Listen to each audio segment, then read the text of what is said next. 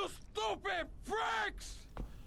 Question. How can all your respect for a once respected developer be extinguished in about a month's time? Well, I'll tell you how. This is GTA, the Definitive Edition. It all began on a crisp October day, in which it finally happened. A GTA product that wasn't a GTA Online update. No, it was the game we've all been waiting for, a definitive version of the original trilogy. Now, you might be thinking, why remake the original trilogy when we haven't had a new game since the PS3? Well, you got a point there. We've been wanting GTA 6 for a long fucking time now. And yes, upon the announcement of the trilogy, I too thought it wouldn't have the same results as something like the Insane trilogy, since GTA games have actual people with faces that might not do so well being remade with new graphics, but it's the genius marketing that would make up for the lack of reasoning to exist. First off, they would account for the fact that people are stupid and don't realize that when something new and shiny comes out, they have to buy it. So to rectify this, they pulled the games from the digital shelves, ensuring you don't make the mistake of thinking the HD remaster is good enough. And to really make it pop, they charge $60 for it.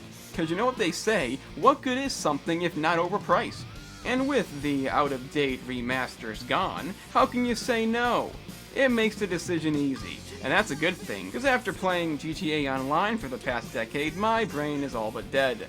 The problem is, a lot of people, like me, made the mistake of buying these games years ago, and even though it's hard to believe, people think they can actually mod the games and get the same results. They think that looks better than the definitive edition they worked so hard to provide.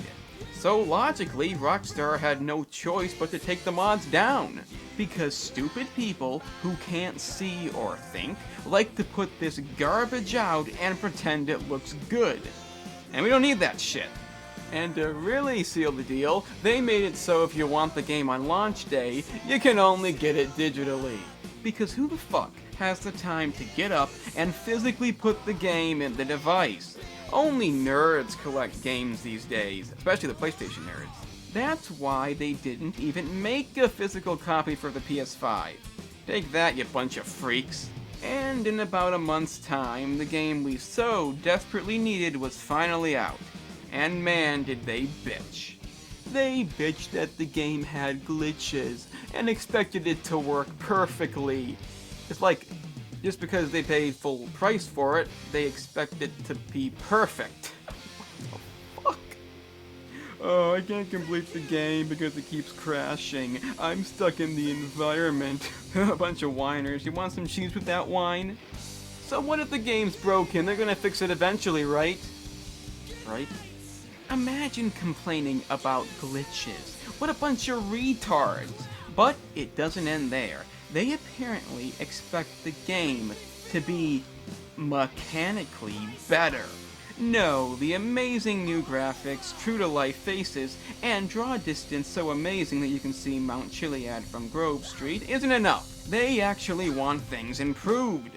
Well, they got improvements. GTA 3 has a map now. Yeah, the map may be too zoomed in, along with all the maps in the game, but it's a good trade-off. Checkpoints are now a thing. You didn't see that coming, did ya? They may just be in San Andreas, but that's still an improvement. And these frauds don't even talk about the things that truly make the definitive edition what it is. Fucking GPS, faster food and clothes selection, and no loading screens. Not that the PC version really had long loading screens, but I rest my case. Besides, if you're playing on the console, you're gonna love what they've done with the shooting mechanics. By making them less responsive, you die way more often, which you might think is a bad thing, but if you're playing San Andreas, that game's got checkpoints now. Meaning we can appease those who love dying a lot, and as for the people who actually have stuff to do, they can still complete the game. It's a win-win. They even made the cars explode faster to ensure more pointless death.